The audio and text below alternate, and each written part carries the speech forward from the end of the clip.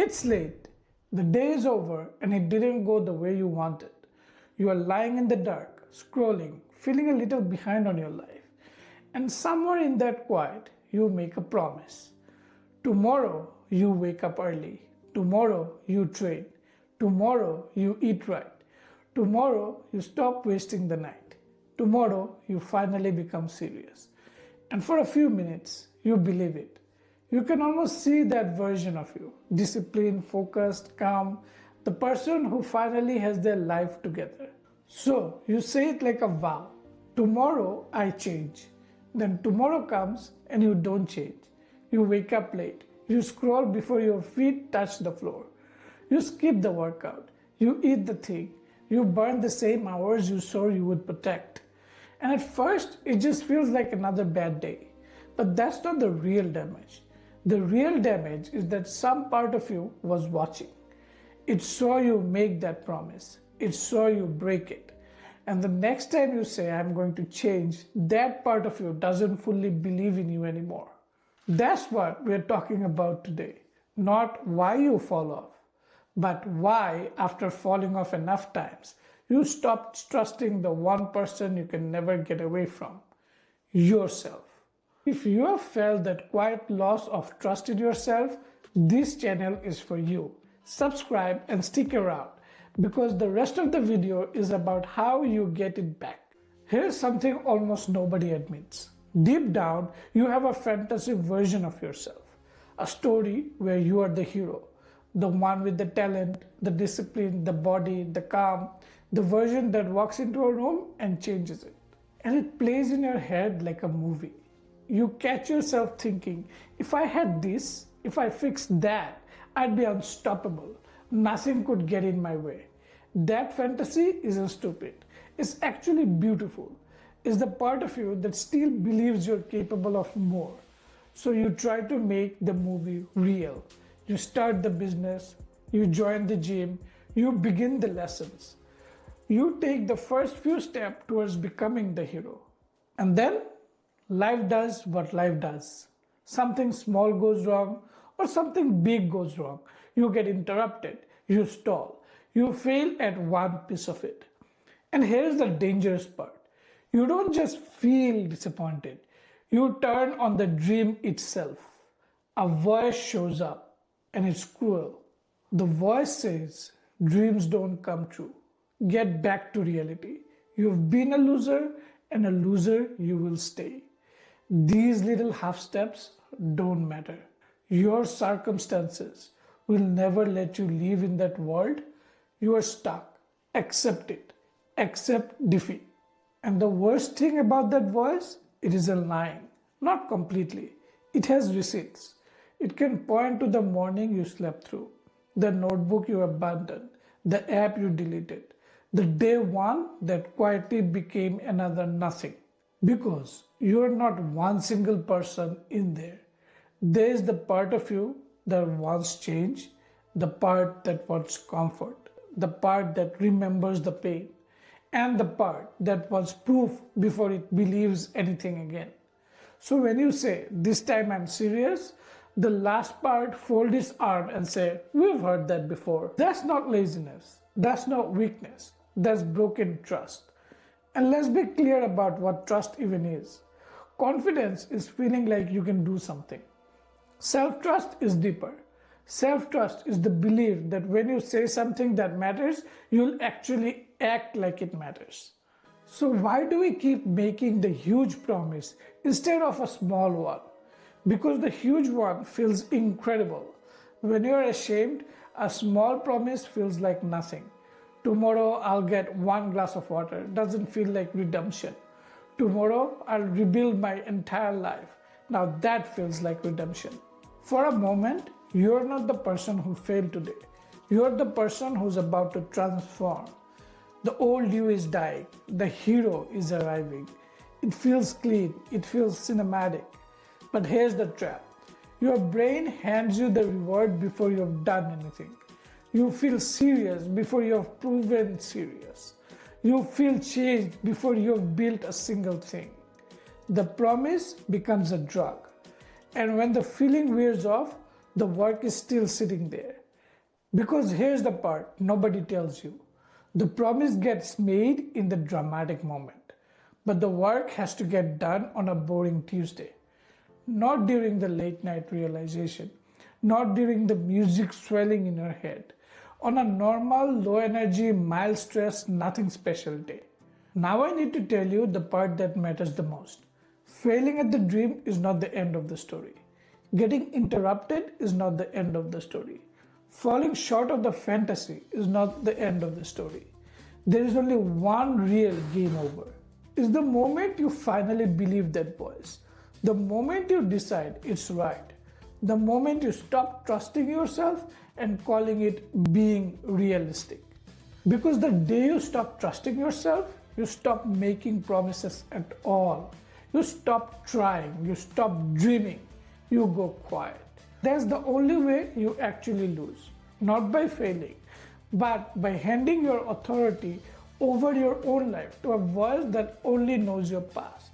So, no, we are not going to silence that voice with motivation. You can't outshout it. You can't impress it with a bigger promise. You can't bully it into believing you. You have to do something slower and far more powerful. You have to take your authority back. And you take it back the only way trust is ever rebuilt, with proof. First, hear this clearly. When self-trust breaks, it feels like your ability vanished. I used to be more disciplined, I used to be able to focus, I used to be able to push through. But the ability probably didn't disappear. The connection to it got damaged. A person can still be strong and not feel strong, still capable and not feel capable, because trust is part of access.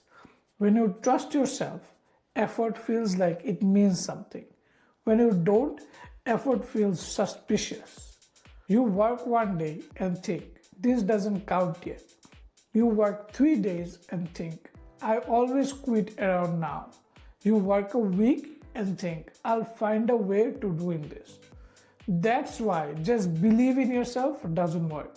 You can't believe your way out of this. You have to prove your way out. Here's the line I want you to hold on to. You don't rebuild self-trust with dramatic promises made.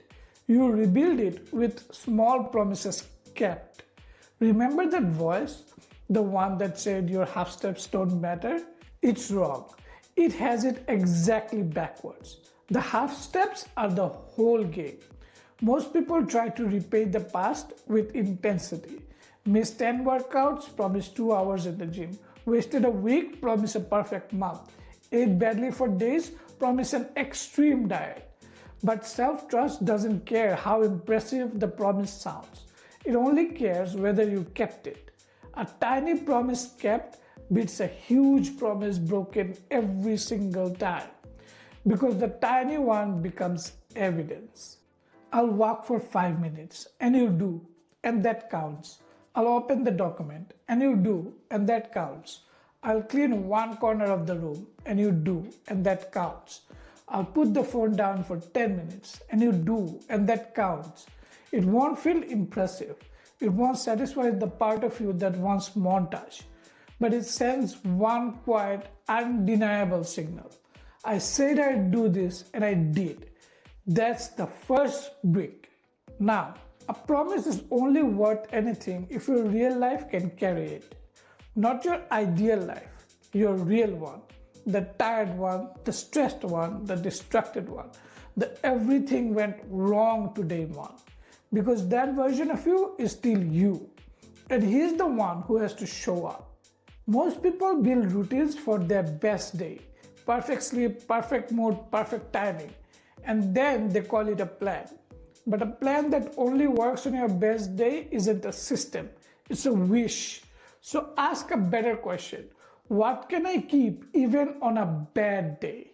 Not a disaster, not an emergency, just a normal bad day. Tired, annoyed, behind, not in the mood. What can you still do?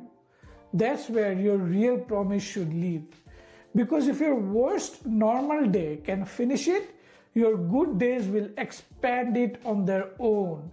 You don't earn back the trust by pretending you're already healed. You earn it by respecting the condition you're actually in. Don't try to build Rome in a day.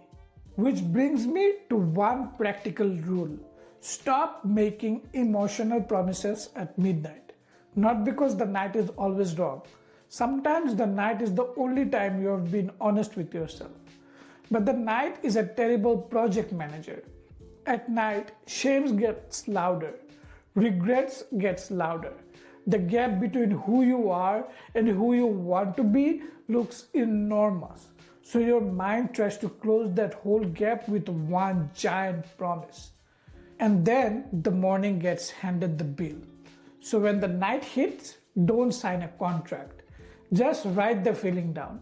I am disappointed. I want to change. I don't like how today went. Honor that feeling. But don't let that feeling design your whole life at its emotional peak. Wait for the daylight. That peak, one small promise. Not I'll be productive, but I'll work for 20 minutes. Not I'll fix my health, but I'll take a walk. Not I'll change my life, but I'll do the next visible thing. You still felt it, you just didn't let it write a check your real life can cash. And as you do this, track the right thing. Don't track perfection, track proof. If you're chasing perfection, the first missed day becomes a verdict. There it is, I failed. But if you're collecting proof, every cat promises count. You are not trying to be flawless. You are building a case against the voice that says you never change. You don't need a perfect streak. You need just enough proof that your own mind starts to soften. At first it says you won't. A few kept promises later it says maybe. That maybe is everything. That maybe is the sound of your authority coming back to you. You are not asking yourself for blind faith. You are giving yourself a reason. Day by day, promise by promise, capped action by capped action. And eventually, the story inside you changes. Not because you shouted a new identity loud enough, because your behavior got too hard to argue with. So here's the rule I'll leave you with. Never make a promise to yourself that you're not willing to shrink until you can keep it. If it keeps breaking, make it smaller. If it still breaks, smaller again. Not because you're lowering your standards forever, but because you're repairing a foundation. And a cracked foundation can't hold a skyscraper. It needs rebuilding first. Small promises aren't the destination. They're the repair work. They're how you rebuild the part of you that believes your own word. Once that trust comes back, you can carry more. Train harder, work longer, build bigger, aim higher. You can finally start becoming the hero from that movie in your head. For real this time. Because there's something solid underneath it. But skip the repair, and every big plan just sits on a broken relationship with yourself. That's why it keeps collapsing. So, stop asking, what's the most impressive promise I can make? Instead, ask, what's the smallest promise I can keep today that proves I am coming back? You don't need to fully believe in yourself before you start. That sounds strange, but it is true. You don't need perfect confidence. You don't need to feel transformed. You don't need to erase the past. You just need to give yourself evidence again. One small promise kept, then another, and then another. And slowly, that voice that says you always fail starts to lose its grip. Not because you won the argument, because you quietly proved it wrong. You didn't lose your ability. You lost the connection to it. When you made promises your life couldn't carry, broke them, and remembered. But if it can break that way, it can be rebuilt that way too. Not with one dramatic restart, not with one perfect week, not with another midnight version of you swearing everything changes, but with small promises kept in real life, even after everything that's gone wrong. That's how you persist. That's how you show up. That's how you take your authority back. So tonight, don't promise yourself a new identity. Promise yourself one action. Make it small enough that you'll actually do it. And then do it. And let that be the first piece of proof that this time it is really different.